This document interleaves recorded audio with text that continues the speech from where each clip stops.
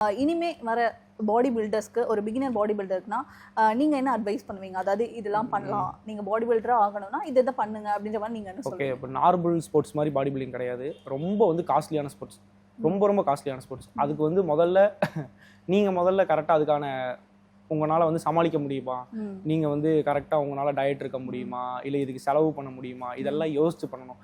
நார்மலாக வந்து 1000 2000 அப்படிங்கிற நடக்கிற இது கேம் கிடையாது. ஒரு வருஷமாக நீங்கள் ரெடி ஆகணும் ஒரு காம்படிஷனுக்காக. அந்த ஒரு வருஷத்தோட செலவுமே அதில் நீங்கள் பார்க்கணும். நீங்கள் சாப்பிட்றதுலேருந்து உங்களோட ஒர்க் அவுட்டுக்காக நீங்கள் ஜிம்முக்கு பே பண்ணுறது, அப்புறம் வந்து காம்படிஷனுக்கு போய் நீங்கள் வந்து என்ரோல் பண்ணுறது, அந்த மாதிரி இப்போ நான் சொல்கிறது அந்த 1 இயருக்கு அவங்களோட ஃபுட்டு எல்லாத்தையும் கால்குலேட் பண்ணாலும், அவங்க சப்ளிமெண்ட்ஸ் எல்லாம் கால்குலேட் பண்ணாலும் நார்மல் ஃபிட்னஸ் மாதிரி பாடி பில்டிங் கிடையாது. ஃபிட்னஸோட எக்ஸ்ட்ரீம் தான் பாடி பில்டிங்.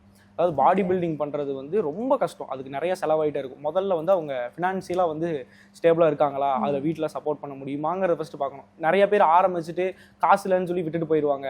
எனக்கு தெரிஞ்ச நிறைய பாடி பில்டர்ஸ் அவங்களோட வண்டி அடமானம் வச்சு, அவங்க செயின் எல்லாம் அடமானம் வச்சு பாடி பில்டிங் பண்ணுவாங்களா எத்தனையோ பேர் இருக்காங்க. இதில் அவ்வளோ பேஷனட்டாக பண்ணணும். அப்போ வந்து கண்டிப்பாக வந்து பாடி பில்டிங் பண்ணுறதுக்கு வந்து பணம் தேவை.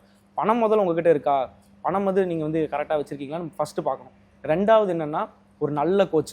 உங்கள் உடம்பையே ஒருத்தங்கிட்ட கொண்டு கொடுக்க போகிறீங்க. பாடி பில்டிங்கில் வந்து நீங்கள் என்ன சொல்கிறேன்னா, இன்னும் சொல்லப்போனால் என்ன சொல்கிறது, உங்கள் உடம்பை வந்து தியாகம் பண்ணுறீங்க. அப்போ வந்து அந்த அளவுக்கு ப்ராப்பராக நம்மளுக்கு சொல்லி கொடுக்குற ஒரு கோச் இருக்காங்களான்னு பார்க்கணும். ஏன்னா இப்போல்லாம் வந்துட்டு நிறைய பேர் காசுக்காக வந்து அதை இதைன்னு சொல்லி என்னென்னமோ பண்ணிகிட்டு இருக்காங்க. ப்ராப்பரான நிறைய பாடி பில்டிங் இருக்க எல்லாத்துக்குமே தெரியும். எல்லா பாடி பில்டிங் பண்ணவனும் ஒரு ஃபஸ்ட்டு ஒருத்தங்க கிட்ட போய் ஏமாந்து வந்தவங்க தான் ஜாஸ்தி இருப்பாங்க. அதனால் வந்து இப்போ வர பாடி பில்டர்ஸ் யாரும் அப்படி இருக்காதீங்க. தேடுங்க, நிறைய கோச்சஸை பாருங்கள், நீங்கள் நிறையா படிங்க. பாடி பில்டிங்கும் கிட்டத்தட்ட வந்து பாடி பில்டிங்கும் நிறைய படிக்க வேண்டியது இருக்கும். ஃபஸ்ட்டு தெரிஞ்சுக்குங்க, நிறையா போய் கற்றுக்குங்க. அதெல்லாம் பார்த்ததுக்கப்புறம் முடிவெடுங்க. நிறையா யாரெல்லாம் நல்லா கோச் பண்ணுறாங்க, ட்ரெயின் பண்ணுறாங்கன்னு தேடுங்க. அவங்கக்கிட்ட பேசுங்க, என்ன மாதிரி போகணும்னு அவங்ககிட்ட கேளுங்க. கேட்டு பண்ணுங்கள். கேட்காம வெறும் ஆன்லைனை பார்த்து இதாகிறது, ஒருத்தங்க சொன்னாங்கன்னு சொல்லி யூஸ் பண்ணுறது, ஒருத்தங்க வந்து இனி இதை சாப்பிடு இதாயிருவா சாப்பிடு, அப்படிலாம் இல்லை. ஒருத்தருக்கு ஒரு மாதிரி இருக்கும். அதனால் உங்கள் உடம்புக்கு என்ன சூட் ஆகுங்கிறத தெரிஞ்சுக்கிட்டு பண்ணுங்கள். ரொம்ப கஷ்டமான ஸ்போர்ட்ஸும் கூட.